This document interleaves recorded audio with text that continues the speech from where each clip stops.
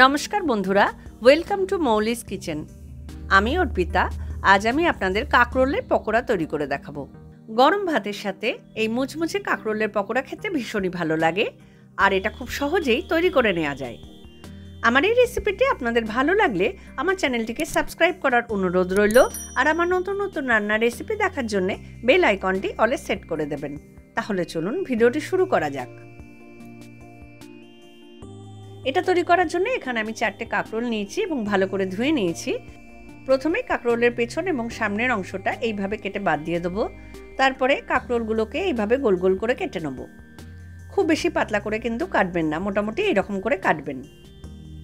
দেখুন 4টে কাঁকরোলই আমি গোল গোল করে কেটে নিয়েছি এবং আবারও ভালো করে ধুয়ে নিয়েছি।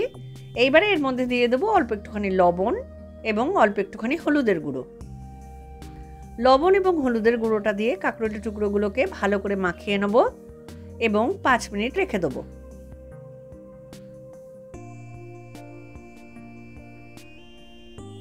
এবারে একটা বাটিতে আমি নিয়ে নেব 5 চামচ মতো বেসন।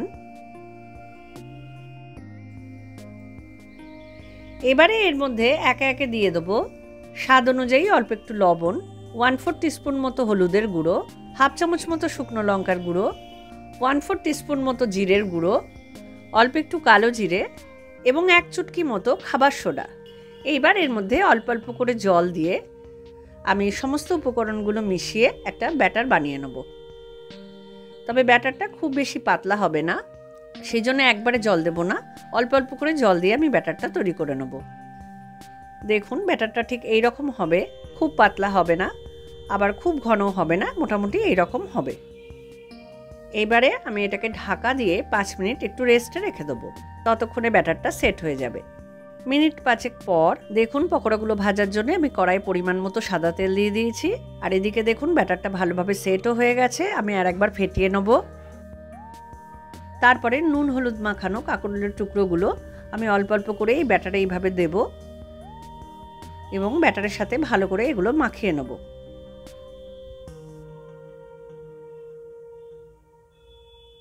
তেলটা গরম হয়ে গেছে, তো আমি ব্যাটারে ভালো করে মাখিয়ে এইভাবে একটা একটা করে পকোড়া তেলের মধ্যে ছেড়ে দেবো।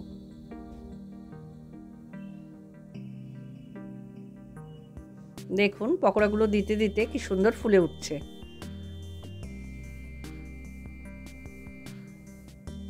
এবারে তেলটাকে এইভাবে আস্তে আস্তে পকোড়াগুলোর উপরে দিয়ে দেবো, তারপরে আস্তে আস্তে উল্টে দেবো।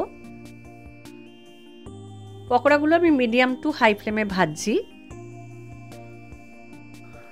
পকোড়াগুলো লাল লাল করে ভাজা হয়ে গেছে, এগুলো আমি তেল ঝরিয়ে তুলে নেব এবং একইভাবে আমি বাকি পকোড়াগুলো সব ভেজে নেব।